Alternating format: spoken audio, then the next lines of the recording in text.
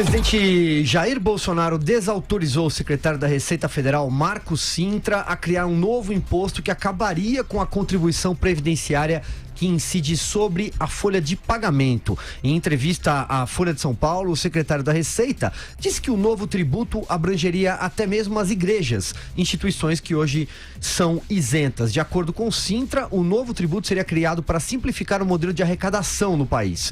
Horas depois, Bolsonaro divulgou um vídeo no qual disse ter sido surpreendido com a declaração do secretário e assegurou que não será criado nenhum novo imposto. A gente tem um trecho em vídeo, pessoal, para quem nos acompanha em imagens.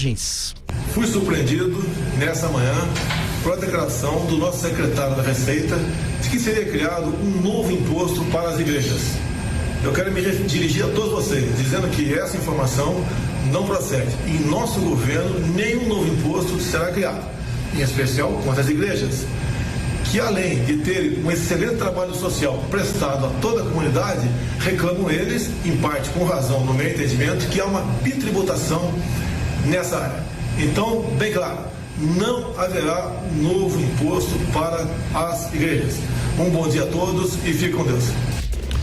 Pois é, vamos lá então. Começa com você, Vera Magalhães. Bom, Silvio, não é a primeira confusão que o secretário Marcos Cintra provoca, né? Já no governo, na campanha, foram várias, a gente já tratou delas aqui. Ele falou em nova CPMF ainda durante a campanha, teve de ser desmentido pelo Bolsonaro e pelo Paulo Guedes.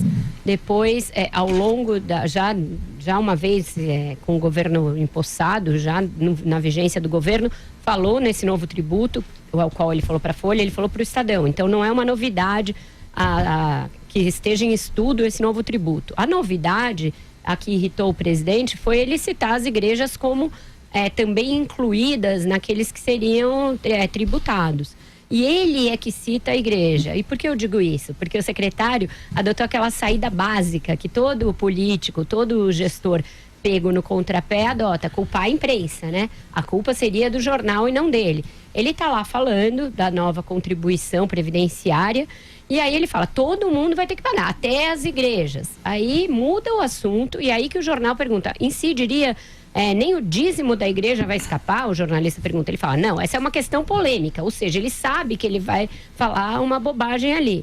Eu vou propor que esteja aqui na CP, ainda que vamos discutir posteriormente toda a transição submetida a essa tributação, inclusive as imunidades constitucionais, deveriam ser eliminadas, ou seja, ele sabe do que ele está falando.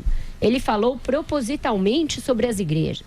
Culpar a imprensa nisso é desonestidade intelectual. Partiu do secretário, não dos jornalistas, e ele confirmou e ele ainda disse que sabia que ia ser controverso, que ia ser polêmico. E aí, além dessa questão da igreja, que a meu ver é incidental e que foi provocada por ele próprio, tem o pior problema dessa declaração do secretário Marcos Cintra, que é atrapalhar a reforma da Previdência. Ele já tinha feito isso da primeira vez e agora é muito pior, porque ele critica abertamente a proposta de reforma da Previdência do governo. Ele critica a ideia de que haja uma contribuição previdenciária nos moldes que ela existe hoje e que está mantido na reforma, pelo menos até enquanto durar o regime de repartição, e critica o próprio regime de capitalização que está proposto na reforma. Ele fala, os jornalistas perguntam, isso não se choca com a capitalização? E ele fala que pretendem criar a capitalização, ele acha ótimo, mas que o nosso regime é de repartição, não de capitalização. Então já começa a jogar água no chope da ideia da capitalização. E aí faz uma série de críticas. Então, eu acho que a entrevista é um desastre como um todo. O presidente só se preocupou em desmentir a parte das igrejas, porque é uma parte que atinge um setor forte dos seus apoiadores. É importante que ele falasse, e ele já sabia que causaria muita reação, tanto que o Silas Malafaia já promete voltar à carga contra o Marcos Cintra, mas não é o único ponto controverso. Para se fazer uma reforma tributária, ela tende a não atrapalhar outra que já está mais avançada, que é a da Previdência. E da forma como o Marcos Cintra vem sucessivamente encaminhando esse assunto, ele está atrapalhando a tramitação da reforma da Previdência. Carlos Andreasa, você agora. Olha, eu não quero que as pessoas achem que eu implico com esse senhor Marcos Cintra. Mas nos últimos 20 dias, deve ser a 5ª vez que eu falo das asneiras e das trapalhadas do secretário da Receita Federal. Ele, todo respeito, está aquém do nível dos auxiliares do Paulo Guedes. Não faz sentido que alguém que tem o fetiche do imposto único, que só fala sobre isso há 30 anos, esteja à frente dos desafios da Receita no Brasil, considerando a proposta moderna, contemporânea da Previdência que nós temos aí à frente. E aí eu chego no ponto, porque é verdade, a questão da igreja é incidental, embora ele coloque igreja e contrabando no mesmo pacote, mas é menor. Eu quero tentar entender aqui por que o Marco Sintra se lança em entrevistas como essa. Ele de vez em quando dá uma, não faz muito tempo deu para o Estadão uma longa entrevista também. É porque ele está sob pressão evidente da atividade do Congresso Federal, que toca paralelamente e de maneira mais avançada, com o apoio do Rodrigo Maia, um outro projeto de reforma da Previdência, aquele derivado dos estudos do Bernardo Api.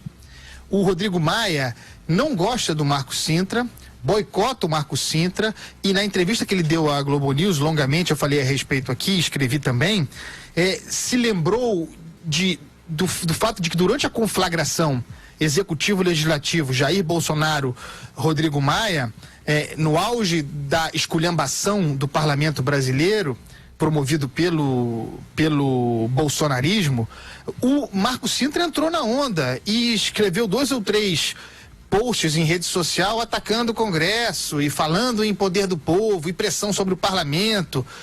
Isso é o ambiente de fundo que justifica o Marco Sintra ansioso para falar e para falar besteira, tentando pautar a sua própria reforma, tentando dar centralidade ao seu projeto de reforma tributária, frente a essa já avançada, apoiada pelo Congresso Federal, onde ele sabe que não terá muita vez. Essa é uma dinâmica política que precisa ser contemplada ao tratar desse imbróglio e dessa sucessão de lambanças promovidas pelo doutor. Muito bem, Alexandre Borges, você agora, vamos girando. Bom, primeiro, uma boa notícia de ter um presidente impedindo ou pelo menos se mostrando contra aumento de imposto, né? O Brasil chega de se pensar na possibilidade mais remota que seja de aumento de imposto. O Brasil é um país que o brasileiro paga imposto demais, o imposto, para pagar o imposto dá um trabalho absurdo, a quantidade de formulários e guias, e quer dizer, tudo que é feito para o contribuinte pagar também é muito complicado, não é racional, é difícil de entender, é difícil de fazer, depois é difícil de recorrer se tiver algum problema, e todos os rankings internacionais que medem o retorno de imposto para o brasileiro, o Brasil normalmente está na lanterna, é o pior retorno de imposto pago do mundo. Então, por todos os motivos, por pagar demais, por ser complicado de pagar e porque a gente não tem retorno, não se pode nem... É uma obscenidade pensar em se falar em aumento de imposto no Brasil. Especificamente nessa história de taxar a igreja, é uma discussão um pouco maior, mais complexa.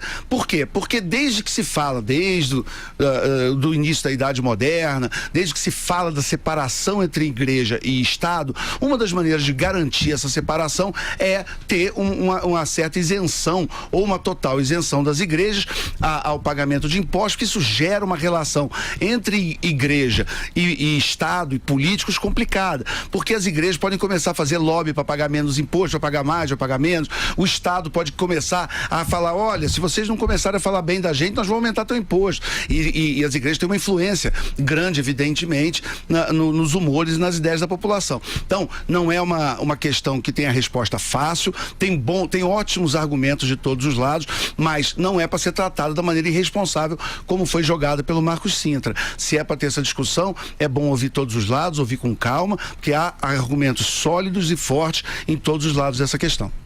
Ele fala que isso seria, desculpa, Silvio, o caminho para se chegar ao tal do imposto único, né? Então ele começaria unificando alguns tributos federais, deixando os estaduais e municipais de fora. E ele tenta dizer que não haveria aumento da carga tributária, haveria até possivelmente uma redução, mas mais uma simplificação tributária, e a obsessão, que ele chama de obsessão, é retirar a tributação da folha de pagamento, dos salários, que seria pecado. Ele estava num dia de inspiração religiosa. Seria pecado cobrar imposto sobre salários. Então, isso é de difícil execução. Me parece muito complexa a execução disso. Ele propõe um imposto que incidiria sobre qualquer transação, até escambo, ele fala, e aí metade ficaria para o comprador e metade para o vendedor. E você recolheria uma guia, mas guia dentro de um escambo, entendeu? Guia no dízimo. Como que se controla isso? Como você fiscaliza? Parece uma proposta muito complexa, e ela, nesse quesito da contribuição previdenciária, ela se choca com o que está na reforma da Previdência. Levou a uma reação imediata também do presidente da Câmara, que disse, olha, nós não vamos discutir nenhuma criação de imposto agora, e a nossa prioridade é a reforma da Previdência. Eu imagino que o ministro Paulo Guedes, que gosta muito do Marco Cintra, e que é só por conta dele que o Marco Cintra está no governo, deva chegar ao seu auxiliar e falar com ele, pedir para que ele modere essas declarações até que a reforma esteja aprovada. Seria o mais lógico, porque dessa vez o próprio presidente foi dizer que foi surpreendido. Então, para o Marco Cintra rodar, não tá demorando muito.